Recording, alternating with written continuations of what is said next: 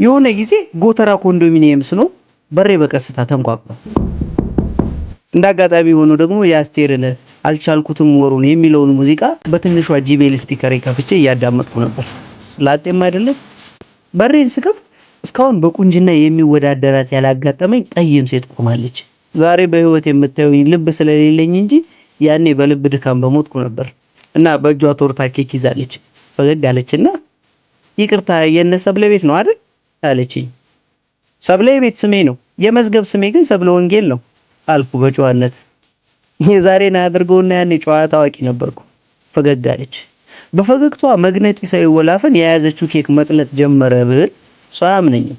ሰብለ ከኔ ቀጥሎ የምትኖር መቼ ለታ ሶስተኛ ልጇን የወለደች ጎረቤቴ ናት። አቤት የሚያውቃት ሰው ብዛቱ! እነዚህ ሁሉ ሰዎች አራስ ሊጠይቁ ነው ግድብ ሊያስመርቁ ያስብላል። ትላንት ራሱ አንድ የትራክተር ጎማ የሚያክል ሰውዬ እንዲሁ ተሳስቶ በሬን አንኳኩቶ ነበር።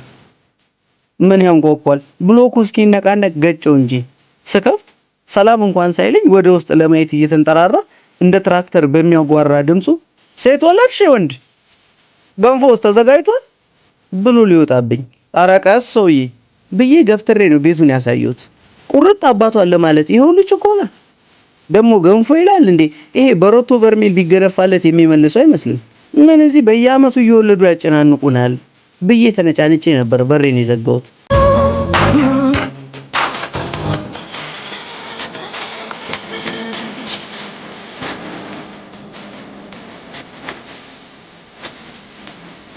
ዛሬ ግን ሰብልዬ በየ6 ወሩ በወለደች የምታስበል አራስ ጥያቄ በሬ ላይ ከነክንፏ ቆመች። የሆነ ታዋቂ ሰዓሊ በሬ ላይ ስሏት የሄደ የምትመስል እስማ ቁማ ራሷ እንደ ውብ ፏፏቴ ፍስ ትላለች። ኤቲስት ነኝ የሚለው ጎረቤቴ ድንገት አያትና እግዚአብሔርማ አለ ብሎ አለመኖሩን ካደ። ቆንጆ ልጅ ጋር ትንሽ እንደተፋጠጥን የነሰብለ ቤት ያኛዋ ነው፣ ግን ጠያቂዎቿን እየፈተሽክና ስልክ እየተቀበልክ አስገባ ብላኛለች አልኳት። ተው እንጂ ሳቀችልኝ።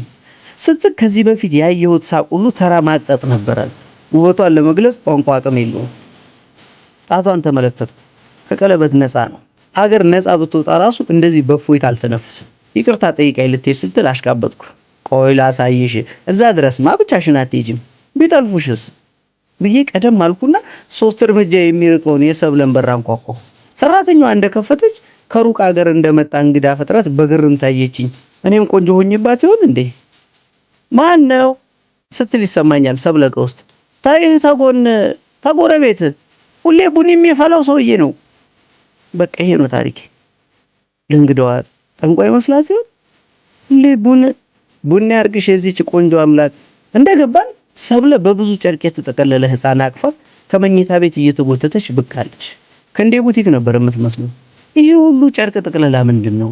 እንዳየች አንተ ብላ ጮኸችና እንዳታናግረኝ ብላ በውሸት ኩርፊያ ገላምጣኝ ወደ እንግዳዋ ዞራ ናርዲዬ ቆንጆ የታገኘሽ ይሄን ዝጋታም ብላ ተሳሳቡ። አይታይም እኮ የዛሬ ወር ነው ያየሁት፣ ለስሙ ጎረቤት ነው ተሳሳቡ። ሌላውን ዝርዝር እንተውና ሰብለ የጎረቤት አቋን እንዴት እንደተወጣች ላስረዳ።